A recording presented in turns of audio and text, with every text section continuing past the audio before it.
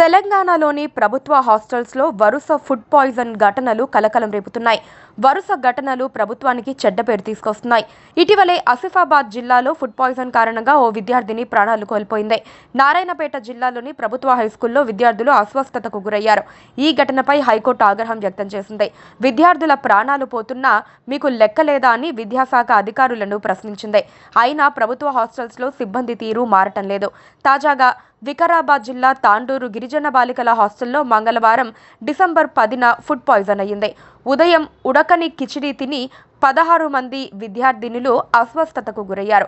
దీంతో వెంటనే వారిని ప్రభుత్వ ఆసుపత్రికి తరలించారు. బాధిత విద్యార్థుల తల్లిదండ్రులు, స్థానికులు తెలిపిన వివరాల ప్రకారం తాండూరు ఎస్సీ హాస్టల్లో 3 నుంచి 8 తరగతులు నిర్వహిస్తూ ఉండగా 9 నుంచి ఇంటర్ వరకు విద్యార్థినులు పట్టణంలోని ప్రభుత్వ విద్యా సంస్థల్లో చదువును కొనసాగిస్తున్నారు. అన్ని తరగతులకు కలిపి ప్రస్తుతం హాస్టల్లో 160 మంది బాలికలు ఉన్నారు. వీరంతా మంగళవారం ఉదయం 8 గంటలకు హాస్టల్లో అల్పాహారంగా కిచిడి తిన్నారు. అయితే 10 గంటల సమయంలో కిచిడి తిన్న వారిలో 9 మంది విద్యార్థినులకు కడుపు నొప్పి వచ్చింది. దీంతో సిబ్బంది వెంటనే వారిని జిల్లా ఆసుపత్రికి తరలించి చికిత్స అందించారు.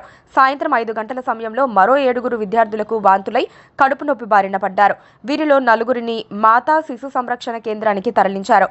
మిగిలిన 3 వసతి గృహంలోనే ఉంచి ట్రీట్మెంట్ అందించారు.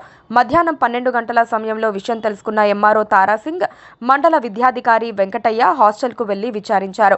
హాస్టల్లో ఇబ్బందులు పడుతున్నామని పలువురు బాలికలు వారి ఎదుట కన్నీరు పెట్టుకున్నారు. ఘటనపై జిల్లా కలెక్టర్ ప్రతీక్ జైన్ కు నివేదిక అందిస్తామని అధికారులు వెల్లడించారు. బాధ్యులపై కఠిన చర్యలు తప్పవని హెచ్చరించారు. Please subscribe to